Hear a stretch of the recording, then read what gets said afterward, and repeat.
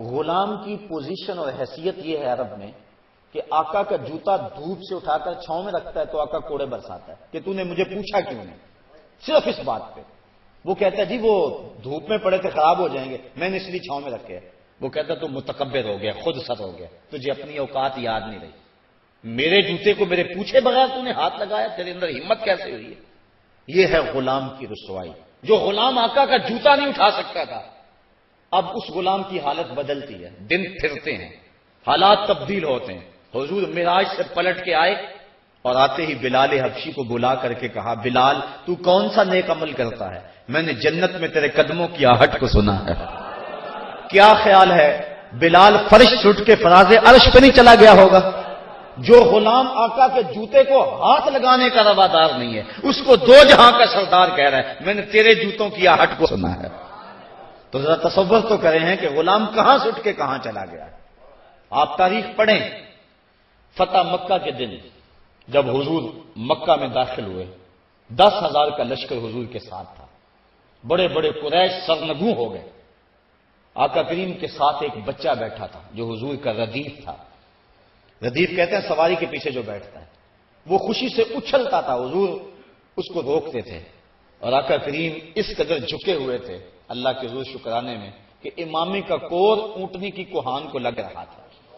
اس حالت میں حضور جب داخل ہوئے تو اس اہم دن حضور کے ساتھ ایک بچہ حضور کے پیچھے بیٹھا تھا۔ وہ بچہ کون تھا؟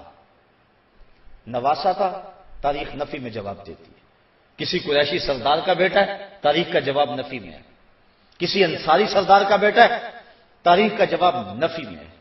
تو پھر وہ کون تھا؟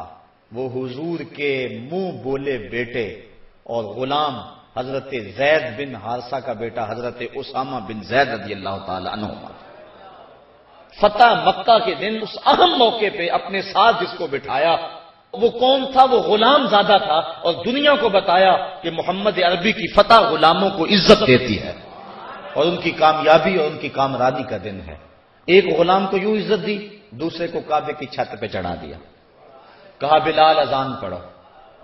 پھر اتنی عزت آقا نے دی تو پھر بلال کے اذان کا انداز بھی تو وکھرا ہی ہوگا نا۔ حضرت بلال حبشی کعبہ کی چھت پہ ہیں اور حضور علیہ السلام طواف میں ہیں۔ جب انسان اذان دینے لگتا ہے تو اس کا رخ کدھر ہوتا ہے؟ کعبے کی طرف۔ مؤذن کی بڑی شان ہے شریعت میں، کیونکہ وہ تمہیں نماز کے لیے بلاتا ہے۔ یار مؤذن تو مؤذن رہا۔ ایک حدیث میں آتا ہے لا تسبوا الدیک لأنہ یوقظ للصلاۃ، کہا مرغے کو گالی نہ دیا کرو، یہ تمہیں صبح نماز کے لیے اٹھاتا ہے۔ جو نماز کے لیے صبح مرغ آواز لگائے تو وہ بھی محبوب بن جائے، اور فرمایا اس کو بھی کبھی گالی نہ دینا، تو جو پھر تمہیں نماز کے لیے بلائے اس مؤذن کا عالم کیا ہوگا اور اس کی شان کیا ہوگی۔ اور پھر جس مؤذن کو یہ شرف حاصل ہے کہ اس نے حضور کو سامنے دیکھ کر اذانیں پڑھی ہیں، اور حضور سامنے ہوتے تھے تو کہتا تھا اشہد ان محمد رسول اللہ، تو اس کی شان اور اس کی عظمت کا عالم کیا ہوگا۔ تو اذان جب دیں تو رخ کرتے ہیں قبلے کی طرف، اور جو کعبہ کے اندر چلا جائے وہ تو جدھر رخ کرے گا قبلہ ہے، جو حتیم میں چلا جائے جدھر رخ کرے گا قبلہ ہے، جو کعبۃ اللہ کی چھت پہ چڑھ جائے وہ تو جدھر رخ کرے گا قبلہ ہے۔ اب وہ رخ کدھر کرے گا؟ جدھر مرضی کا اپنے قبلہ ہوگا۔